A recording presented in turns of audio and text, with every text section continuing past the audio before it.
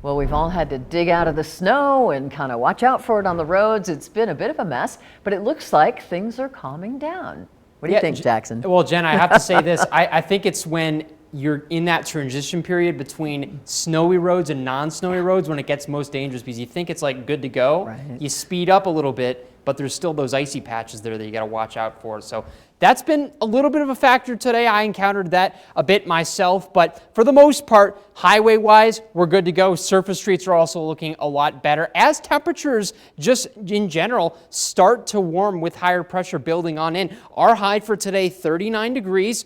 13 for the low. Certainly is chilly, but you're going to notice Sunday to Monday to Tuesday, you're just going to see a continual uptick in afternoon temperature. Now, right now, we're sitting at 36 in Carson City, 38 over in Reno, 34 in Virginia City, 41 in Fernley. Check this out. 50 in Urington and 36 in Incline Village. So a bit of a spread there. We're going to drop down to around 24, 23 degrees as you step out the door for Sunday. That's again, thanks to that high pressure that is building in, although you're going to notice those lows start to get just a bit warmer. In fact, the end of February into the start of March is going to be pretty mild, and we're right near that bullseye. We're not quite in it, but we are well within that area that's going to be seeing above average temperatures. And you can thank this never-ending ridge for that. That's built on in. It set itself up, and despite the fact that we actually have a storm that's going to move through mainly Tuesday,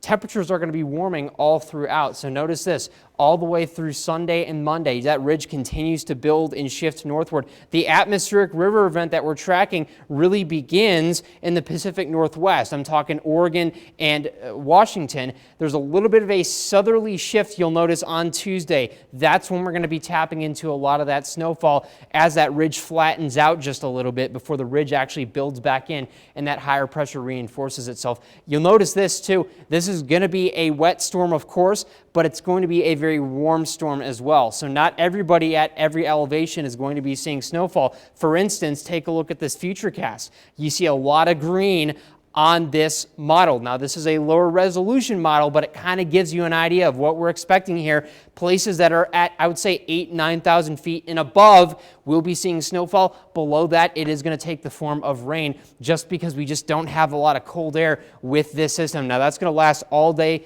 Tuesday into the overnight.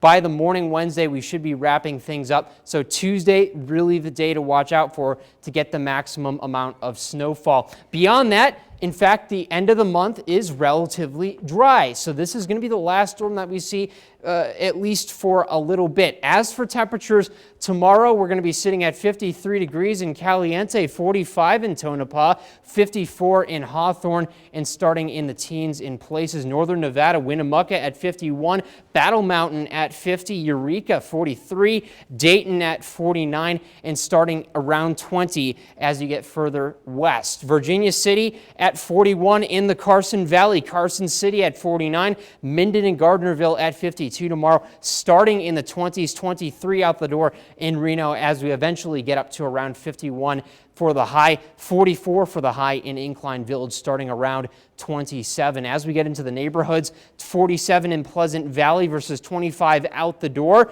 Collin Ranch at 50 versus 24. Verdi at 48 versus 27. Cold Springs 46 versus 22. We have no red days in this 7-day forecast, even though right now we are watching that one storm on Tuesday. That could change, but again, this is going to be a very high elevation storm. So anything that we likely see here in the valley is going to take the form of rain, whereas up top you get to like Mount Rose and above, basically. That's where you're going to be seeing those like heavy wet flakes. That's amazing because we went through all this snow and now it's almost like spring skiing again if you look at the look at the charts. It is, and then the way the snow is falling, the type of snow is different. It's being more cementy this time just because of the warmer nature of the storm. Sounds good. Thanks, Jackson.